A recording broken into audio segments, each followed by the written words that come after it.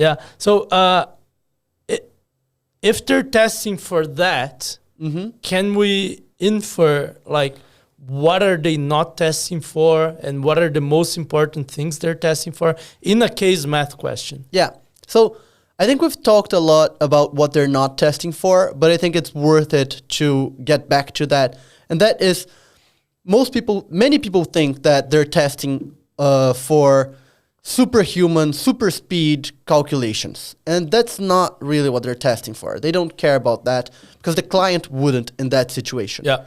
They're not testing for making absolutely no mistakes, but they are testing for catching those mistakes. Yeah. They're not testing for getting to the right answer exactly. Like you need to get the right answer, but it's not a test. They're testing for whether you can... The process, like the how you get to the right how answer. you get there and whether you can take someone with you.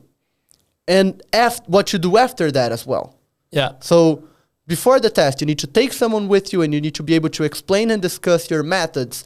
And after the answer, you need to be able to lead the client using that information. Yeah. Yeah.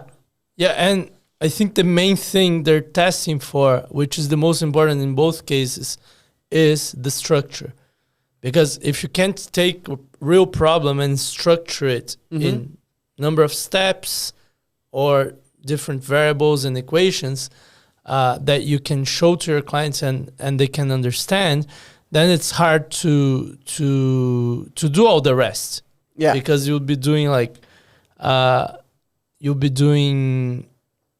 dumb math in a way, like you're not following a plan. You're just multiplying numbers, and you even yourself you don't understand what you're doing, right? Yeah. And I think that's probably the main reason why lack of structure in math questions is the main reason for failure, directly and indirectly. So if you don't structure, you have a case, you get a math question. If you don't structure your math question up front, you will fail probably because they're actively looking for that because they want you to do it in the real job. Yeah. But also, even if you don't fail because of that, you probably mess up later, right? So we've had a client on our analytics academy course who he said that he joined the course and he thought his main issue was the arithmetic, like the mental math and like multiplying and dividing. He watched our video on that in the course on doing mental math and doing faster arithmetic and error-free arithmetic. And he said this video fixed his issue in one day. Yeah, I remember that guy. Yeah, it fixed in one day, but then he found out that his actual issue was a lack of structure. Like he had a hard time creating a clear structure that he would like 5 minutes later understand. Yeah. And that was causing most of his arithmetic mistakes, which going back to that, I think is the main issue with people using mental math tools or apps. Like if your structure sucks, your whole thing is gonna suck. So yeah, because the structure has two uses, has two functions, right?